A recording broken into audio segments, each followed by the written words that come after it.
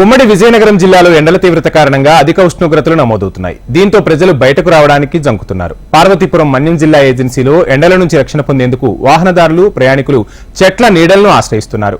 మరోవైపు రానున్న 3 రోజుల్లో ఎండల తీవ్రత అధికంగా ఉంటుందని వాతావరణ శాఖ ఇప్పటికే హెచ్చరికలు జారీ చేసింది. గిరిజన ప్రాంతంలో ఎండలపై మరింత సమాచారం మా ప్రతినిధి శ్రీధర్ అందిస్తారు.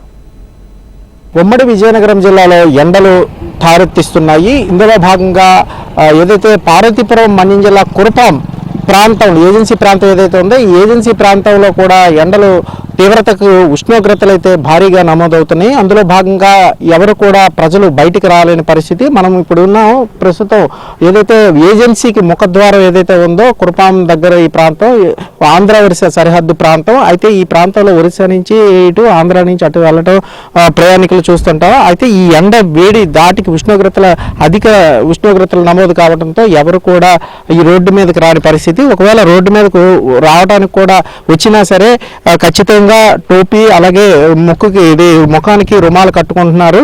అయితే ప్రస్తుతం అయితే ఈ ఎండల తీవ్రతకైతే ప్రజలు చాలా వరకు ఇబ్బందులు పారవుతున్నారని చెప్పేసి మనకి స్పష్టమవుతుంది. మనం చూస్తున్నాం ఇక్కడ రోడ్ల మీద వచ్చిన చాలా వరకు జనాలు కూడా వచ్చేటప్పుడు ఎటువంటి జాగ్రత్తలు కొంతమంది తీసుకోకపోవటం, మరోవైపు వడదెబ్బకి గురవడం అనేది జరుగుతున్నాయి. ప్రస్తుతం మనం చూస్తున్నాము చెట్ల కింద చేరబడిన పరిస్థితి అయితే మనం చూస్తున్నాము. ఏజెన్సీ ప్రాంతాల్లో చల్లగా ఉంటాయి అంటారు కానీ ఇక్కడ ప్రస్తుతం ఈ ఎండల తీవ్రతకైతే మాత్రము పూర్తి స్థాయిలో జనాలు ఎవరూ బయటికి రాలేని పరిస్థితి. మరోవైపు వైద్యాధికారులు వృద్ధులు కావచ్చు, చిన్నపిల్లలు కావచ్చు ఎవరు బయటికి రావద్దని చెప్పేసి చెప్తున్నారు.